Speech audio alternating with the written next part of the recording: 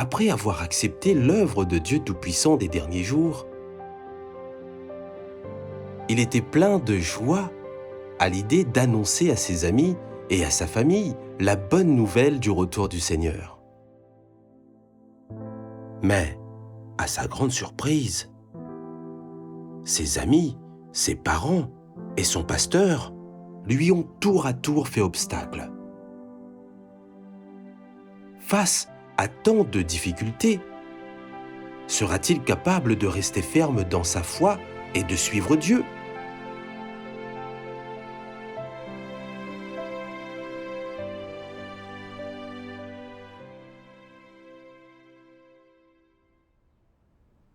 As-tu ressenti une certaine faiblesse quand le pasteur a dit ça?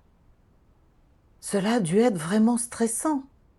En effet, j'ai ressenti beaucoup de pression parce que je savais que le Conseil suprême de l'Église ne me laisserait plus tranquille après m'avoir interrogé. Si je n'arrêtais pas de suivre Dieu Tout-Puissant, quand j'aurais besoin d'un certificat à l'avenir, le chef du village ne me le signerait pas et je ne trouverais peut-être même pas de travail. Mes parents m'avaient envoyé à l'université pour que je trouve un bon emploi une fois diplômé. Si je ne trouvais pas d'emploi, il était certain que mes parents me gêneraient encore plus dans ma foi en Dieu Tout-Puissant. En plus, je commençais juste à croire en Dieu Tout-Puissant et je ne comprenais qu'une petite partie de la vérité.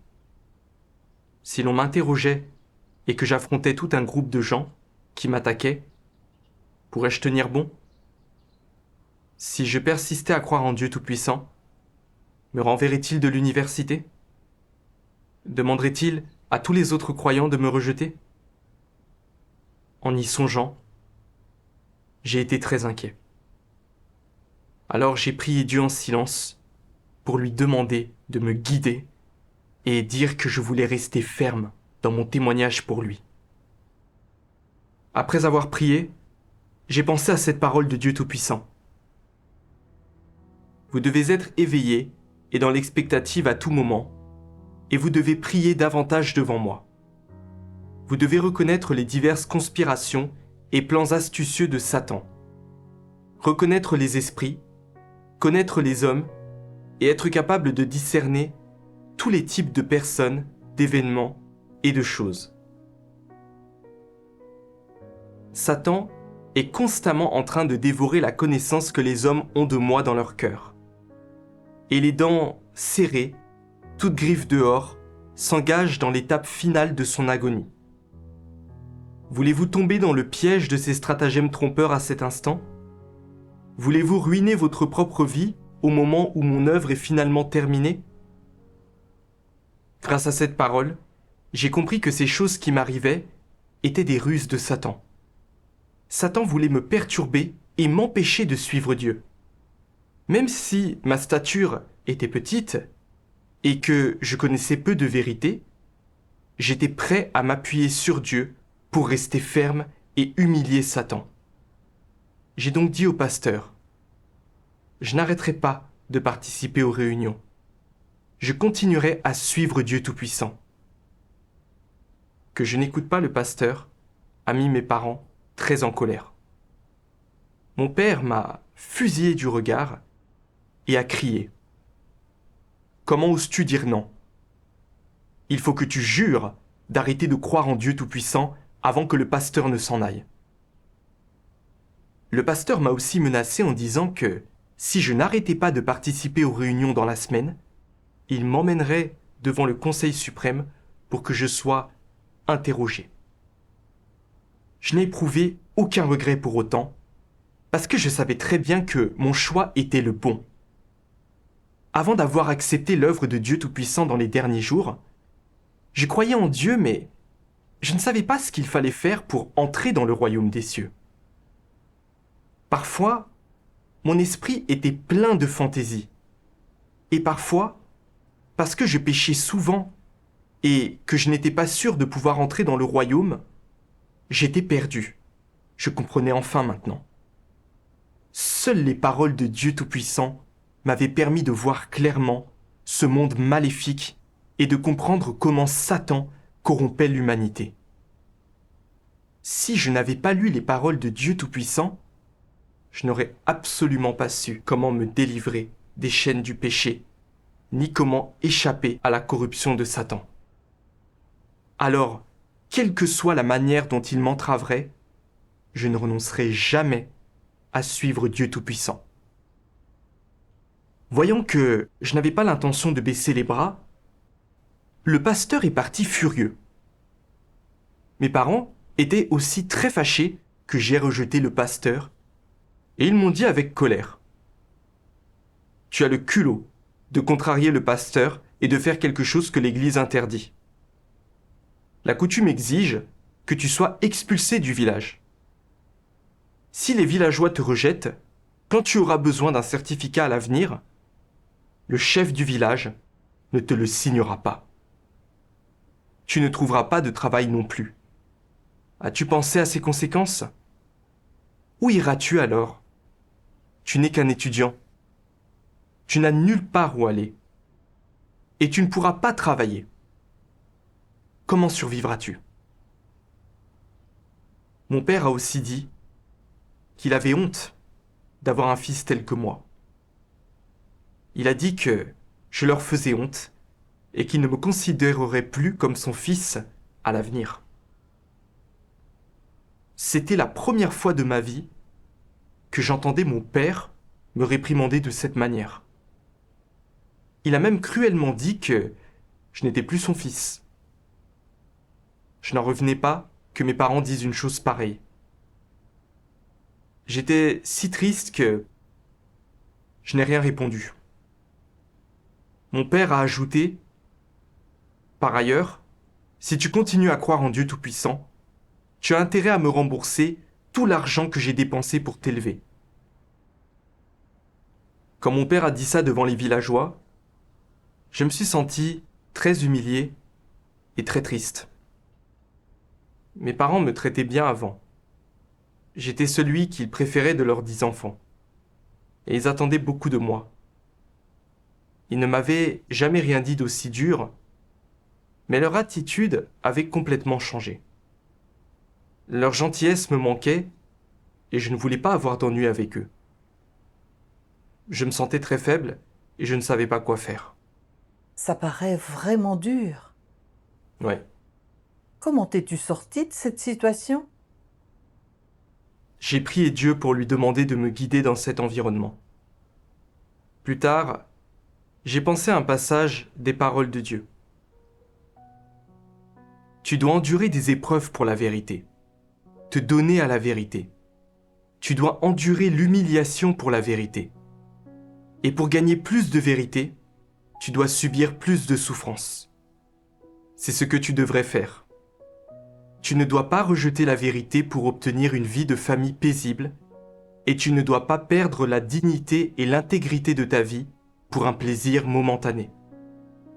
Tu dois poursuivre tout ce qui est beau et bon, et tu dois poursuivre un chemin plus significatif dans la vie. Si tu mènes une vie si vulgaire et ne poursuis pas d'objectif, ne gâches-tu pas ta vie ? Qu'as-tu à gagner d'une vie pareille ?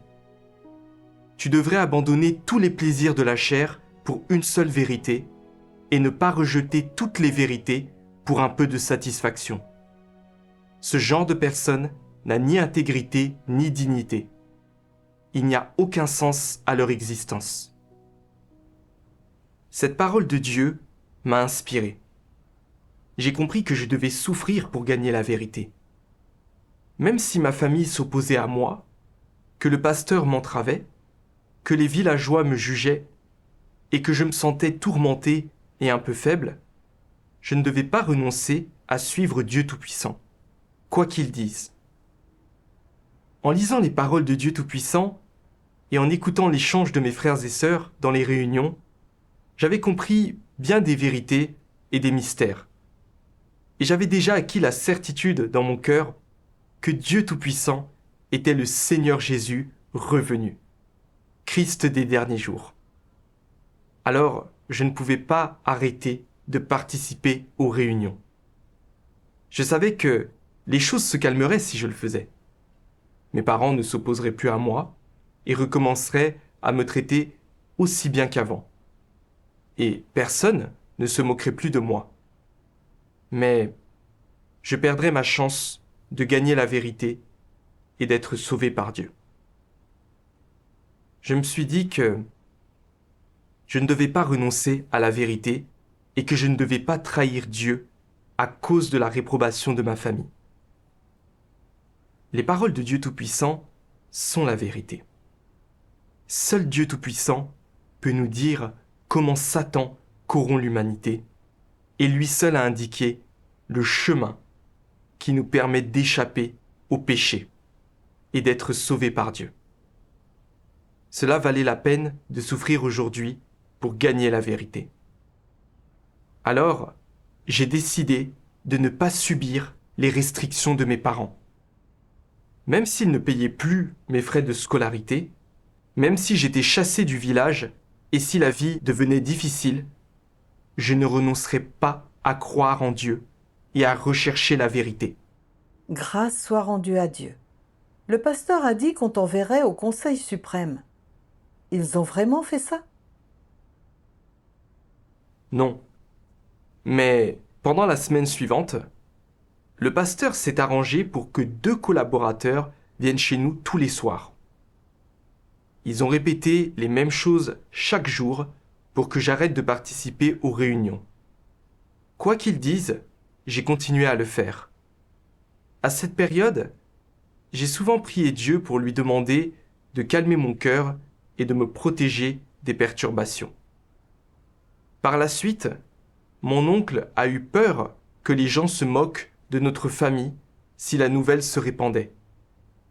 Alors il est allé voir le pasteur pour élaborer une nouvelle stratégie.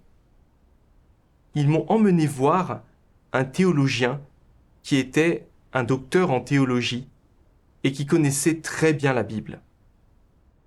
Quand on s'est vu, le théologien m'a demandé « Pourquoi crois-tu en Dieu Tout-Puissant ? Te rends-tu compte que Dieu Tout-Puissant n'est qu'une personne ordinaire ? Pourquoi devrais-tu croire en une personne ?» J'ai répondu « Dieu Tout-Puissant est Dieu incarné. Il semble être une personne ordinaire, mais l'Esprit de Dieu est en lui. Et il est l'incarnation de l'Esprit de Dieu. Il n'a pas seulement une humanité normale, mais aussi une divinité complète. Comme le Seigneur Jésus en apparence, il était un homme ordinaire. Mais il était en réalité le Fils de l'homme incarné, Dieu lui-même. Il pouvait exprimer la vérité et accomplir l'œuvre de racheter et de sauver l'humanité. Dieu Tout-Puissant est venu dans les derniers jours et a exprimé de nombreuses vérités, telles que le plan de gestion de 6000 ans de Dieu, le mystère de l'incarnation, la manière dont Dieu accomplit l'œuvre de jugement dans les derniers jours, pour purifier et sauver les gens. Il a aussi révélé la raison profonde pour laquelle l'humanité pêche. S'il était une personne ordinaire, pourrait-il exprimer tant de vérité ? Dieu est le Seigneur de la création. Il est la source de la vérité. Seul Dieu peut exprimer des vérités.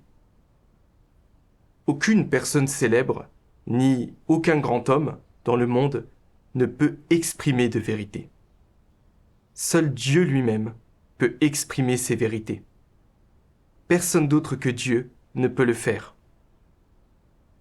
Toutes les vérités que Dieu Tout-Puissant a exprimées suffisent à prouver qu'il est Dieu incarné, Dieu lui-même. Dès que j'ai dit ces choses, le docteur en théologie m'a interrompu pour dire « Tu te trompes. Toutes les paroles de Dieu sont dans la Bible. Et il ne peut pas y avoir de nouvelles paroles en dehors de la Bible. Les paroles de Dieu Tout-Puissant ne peuvent tout simplement pas être les nouvelles paroles de Dieu. » J'ai objecté en disant « Ce que vous dites a-t-il un fondement biblique ? La parole du Seigneur Jésus le prouve-t-elle ? Le Seigneur Jésus a dit « J'ai encore beaucoup de choses à vous dire, mais vous ne pouvez pas les porter maintenant. quand le Consolateur sera venu, l'Esprit de vérité, il vous conduira dans toute la vérité. La Bible prophétise que l'agneau ouvrira le rouleau dans les derniers jours. Ça montre que Dieu parlera quand il reviendra dans les derniers jours. Dire comme vous le faites que Dieu ne prononce pas de nouvelles paroles en dehors de la Bible, ne revient-il pas à nier toutes les paroles et toute l'œuvre du Seigneur à son retour? En effet, les paroles du Seigneur Jésus sont très claires. Alors, comment le docteur en théologie a-t-il réagi? Il était très impatient et il n'a rien écouté. Il a dit des choses pour condamner Dieu Tout-Puissant et m'a demandé à plusieurs reprises d'arrêter d'écouter les sermons de l'éclair oriental. Puis il a commencé à se vanter de l'importance de ses diplômes en théologie, de toutes les souffrances qu'il avait endurées en prêchant pour le Seigneur, et ainsi de suite. Il a aussi dit que j'étais trop jeune pour comprendre la Bible, que je devais l'écouter et que je devais arrêter de fréquenter les membres de l'Église de Dieu Tout-Puissant. Mon oncle s'en est mêlé en disant « Nous ne devons pas croire ce que les cercles religieux condamnent. » Ce théologien est réputé pour sa connaissance de la Bible, et tu as de la chance de lui parler. J'espère que tu l'écouteras et que tu arrêteras de participer à ces réunions. Je leur ai dit. Autrefois, j'étais perplexe concernant la vie dans le péché. Je ne comprenais pas pourquoi les gens ne pouvaient pas se débarrasser du péché. Ce n'est qu'en lisant les paroles de Dieu Tout-Puissant que j'ai compris que c'était à cause de notre nature pécheresse. Si notre nature pécheresse n'est pas éliminée, on ne sera jamais délivré des chaînes du péché. Je leur ai aussi témoigné de la vérité de l'incarnation. Après ça, le théologien a dit qu'il trouvait mon échange inspirant. Il a dit qu'il était très bon et qu'il espérait avoir une autre occasion d'en discuter avec moi. Mais il a répété que je ne devais pas accepter Dieu Tout-Puissant. Il a reconnu que tu avais raison, mais il ne l'a pas accepté. C'est ça. Je me suis rendu compte que ce théologien, même s'il connaissait la Bible, avait un grand savoir théologique et une bonne réputation, était en réalité spirituellement pauvre et ne comprenait aucune vérité. Il était aussi très arrogant, incapable d'accepter la vérité, et il n'avait aucune envie d'étudier l'œuvre de Dieu. Comme les pharisiens qui avaient résisté au Seigneur Jésus, il condamnait obstinément l'apparition et l'œuvre de Dieu dans les derniers jours. Cette conversation n'a pas amoindri ma détermination à suivre Dieu Tout-Puissant.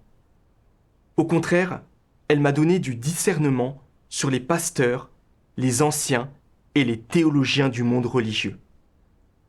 J'ai arrêté de les estimer et de les admirer.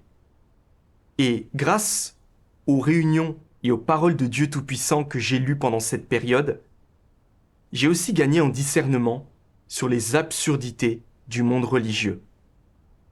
Ça m'a rendu encore plus certain que la parole de Dieu Tout-Puissant était la vérité et que Dieu Tout-Puissant était l'apparition de l'unique vrai Dieu. Au cours d'une réunion, j'ai parlé de ce qui m'était arrivé aux frères et sœurs et ils ont partagé avec moi des paroles de Dieu qui m'ont fait gagner en discernement sur les faux bergers et les antéchrists de cette bataille spirituelle. Le Seigneur Jésus a dit « Malheur à vous, scribes et pharisiens hypocrites, parce que vous fermez aux hommes le royaume des cieux. Vous n'y entrez pas vous-même, et vous n'y laissez pas entrer ceux qui veulent entrer. Malheur à vous, scribes et pharisiens hypocrites, parce que vous courez la mer et la terre pour faire un prosélyte, et quand il l'est devenu, vous en faites un fils de la géhenne 2 fois plus que vous. Quand j'ai lu ces paroles de Dieu et entendu l'échange des frères et sœurs, mon cœur a été illuminé. J'ai vu que ces pasteurs et dirigeants du monde religieux étaient comme les pharisiens qui essayaient de se faire passer pour bons. Ils résistent à l'œuvre de Dieu Tout-Puissant des derniers jours et la condamnent, et ils font tout pour empêcher les gens d'entendre la voix de Dieu et d'accueillir le Seigneur.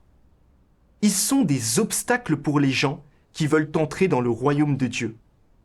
Non seulement ils n'entrent pas dans le royaume de Dieu eux-mêmes, mais ils empêchent les autres de le faire.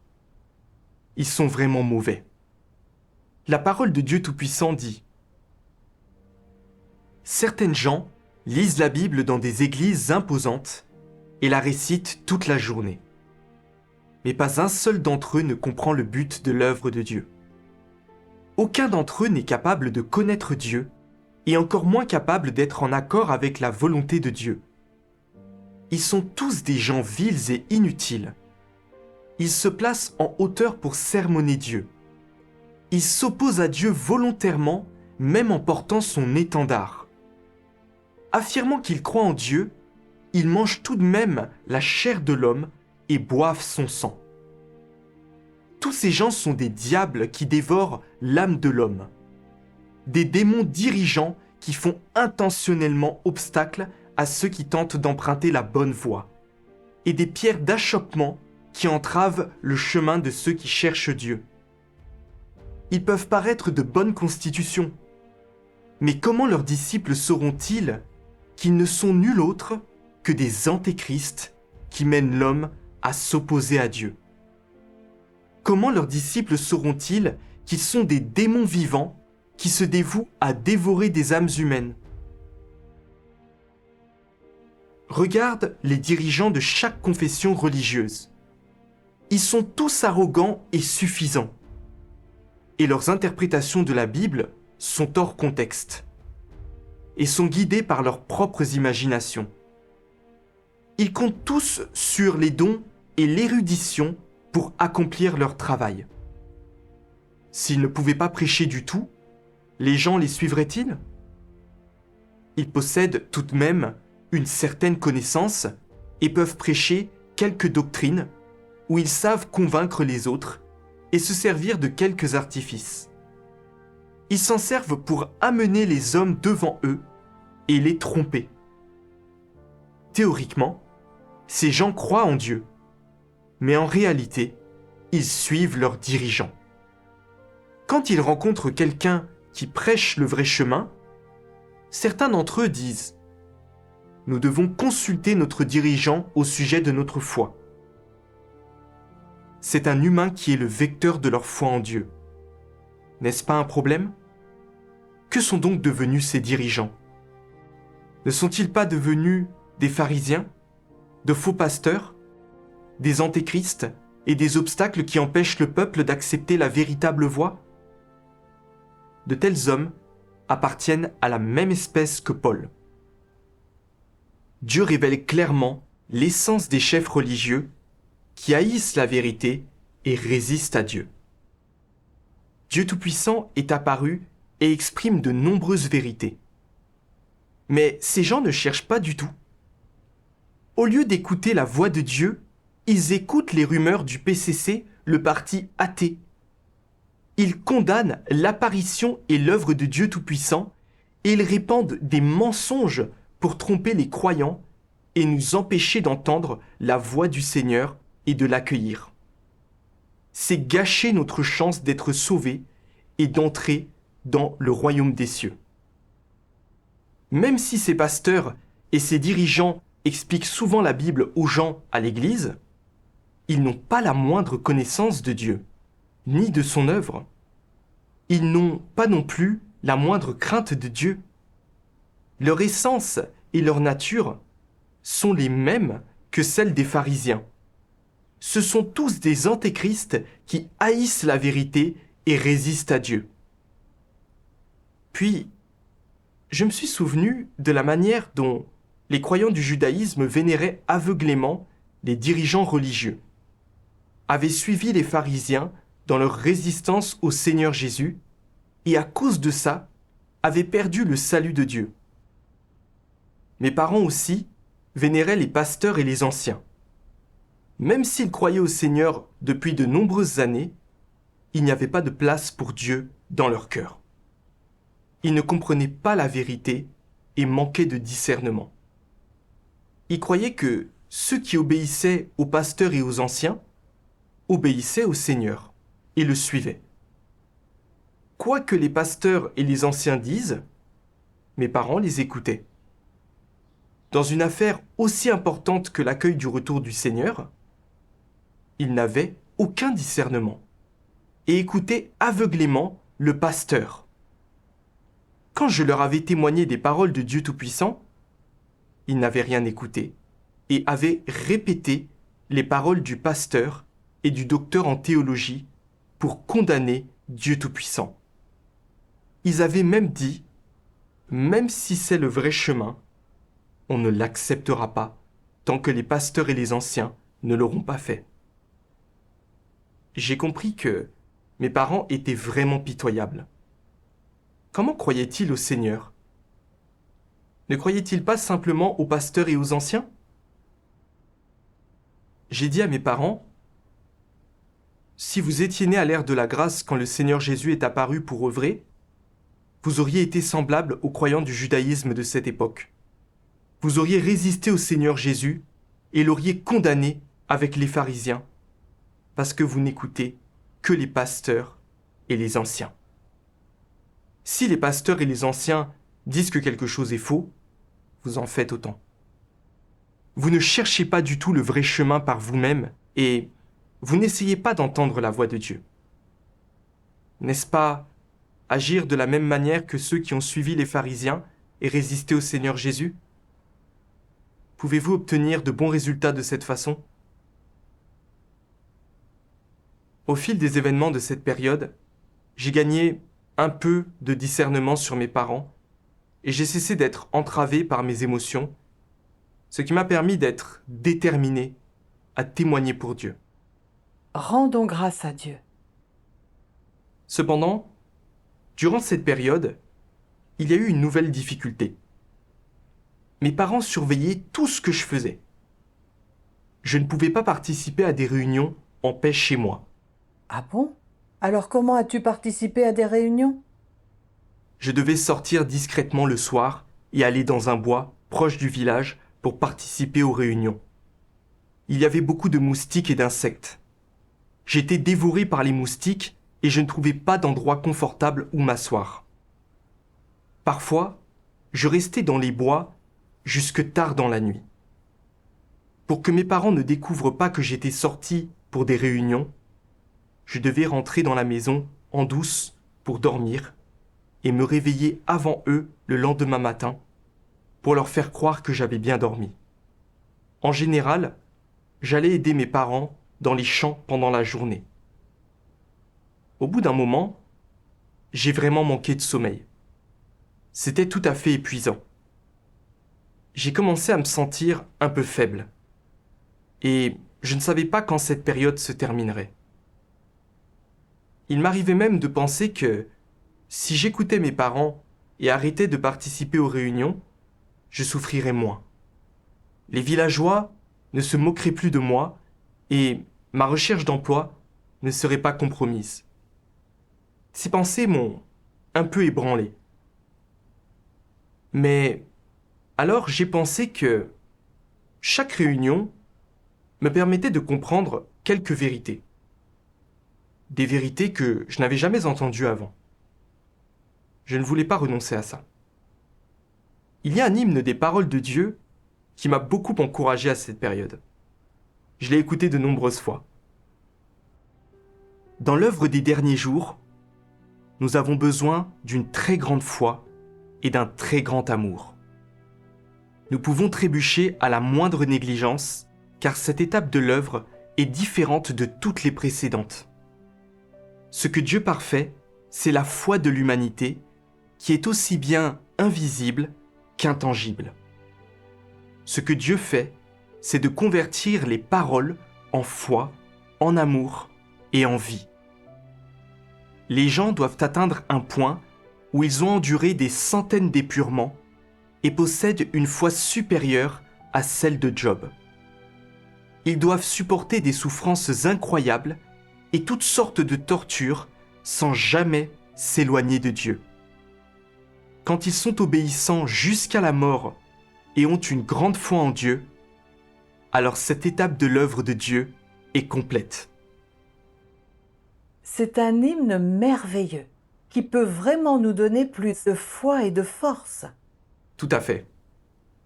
Grâce à cet hymne, j'ai compris que ma chair pouvait devenir faible et souffrir dans les périodes difficiles, mais que je devais apprendre à renoncer à la chair dans ces moments-là.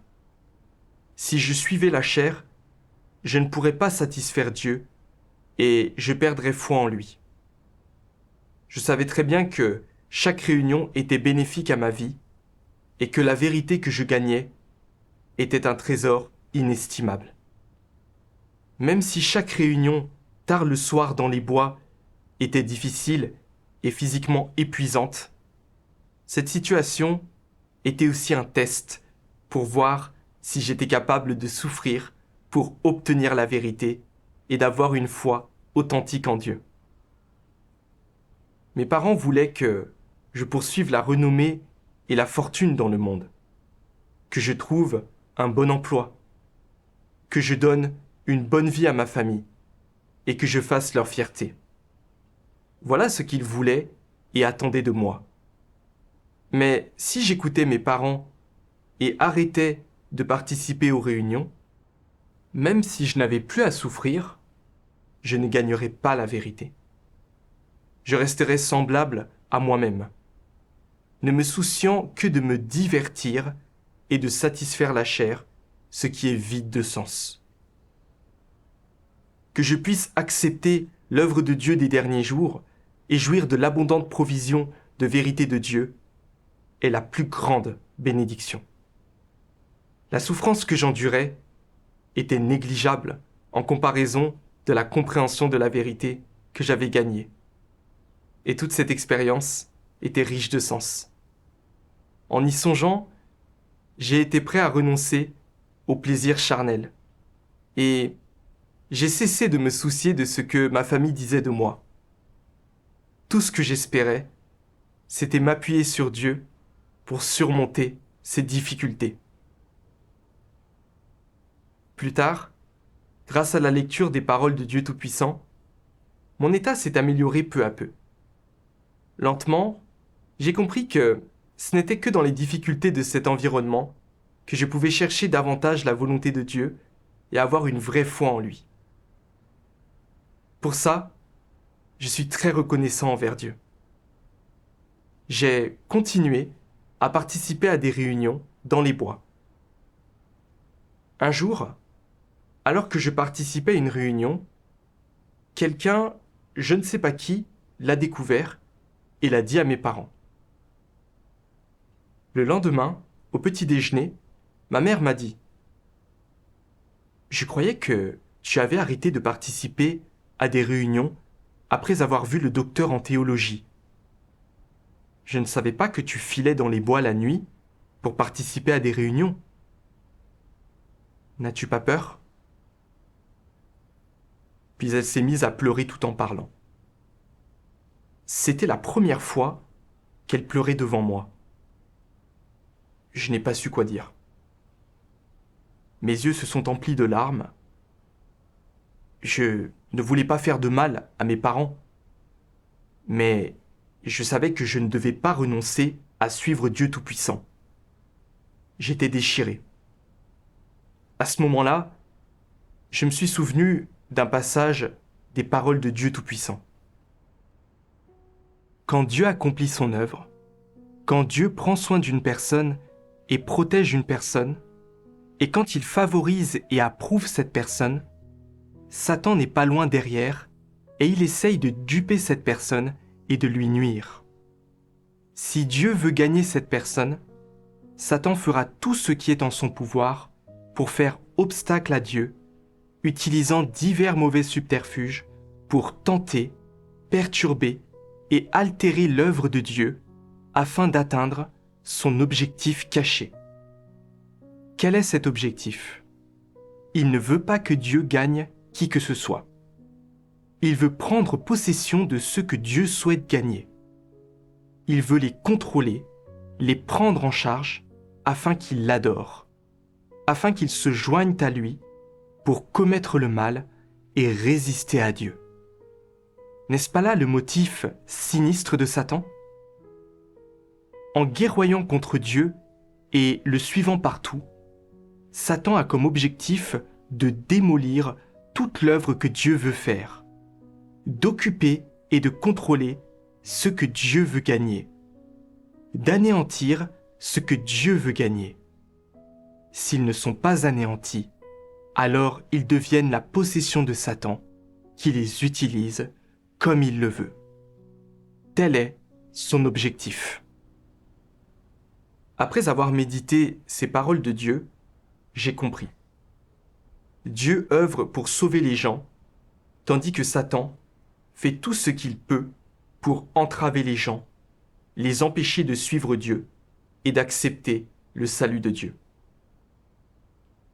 À ce moment-là, je me suis rappelé la manière dont la femme de Job l'avait tenté pour qu'il abandonne Dieu. C'était la ruse de Satan. J'ai pensé à la manière dont, pendant cette période, mes amis m'avaient perturbé et le pasteur et ma famille m'avaient entravé et menacé, faisant pression sur moi pour que j'arrête de croire en Dieu. Ce n'étaient que des tentations et des ruses de Satan. Mes parents avaient dit qu'ils craignaient qu'on me chasse du village et que je n'ai nulle part où aller. Ma mère avait aussi dit qu'elle s'inquiétait pour moi. Ces mots donnaient l'impression qu'elle se souciait de moi. Mais en réalité, c'était Satan qui se servait de ma famille pour m'empêcher de suivre Dieu. Satan voulait me forcer à renoncer à ma foi, à continuer à suivre le pasteur, à rester dans la religion et à perdre le salut de Dieu. Je ne devais pas tomber dans les pièges de Satan. Après ça, j'ai continué à participer à des réunions et à lire les paroles de Dieu Tout-Puissant. J'ai conscience que je risque d'être confronté à de nombreuses tentations et à des assauts de Satan à l'avenir, et que je pourrais connaître des revers. Mais je sais dans mon cœur que la parole de Dieu Tout-Puissant est la vérité. Que je puisse lire la parole de Dieu, éprouver l'œuvre de Dieu et gagner la vérité est profondément chargé de sens pour moi. Quoi que je souffre, ça en vaut la peine. Rendons grâce à Dieu. Amen.